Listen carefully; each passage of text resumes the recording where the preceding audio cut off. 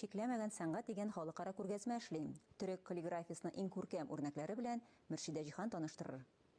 Төрек каллиграфиясе күргәзмәсе белән танышучыларның сокланулары сүзсез дә аңлашыла. Бирегә шах әсәрләр куелган дип бәя бирде белгечләр күргәзмәнең тантаналы ачылышында. Бу каллиграфия сәнгатен, хатытчылык сәнгатен төрле материалларда мөмкин кулланырга һәм төрле юнәлештәр. Ул бик бай. Төрек каллиграфия сәнгате дөнья күләм иҗат багланышы тәэсирендә камилләшкән мирасның бер өлеше. Әлеге күргәзмәдә аның 4 төрле өслубы тәкъдим ителде. Biz deriyle çalışıyoruz. Тире калыбына язу, аны бизәү бик четерекле эш булса да, миңа бик ошый. Белүебезчә, Госманлы солтаны Баязит II Стамбул мәчетләрен бизәтүе белән тарихка кереп калган.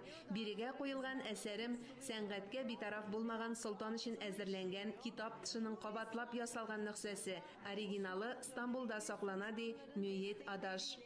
Каллиграфик әсәрләрне кызыксынып күзәтүчеләр әнә шулай җиңел генә гасырларны кичә.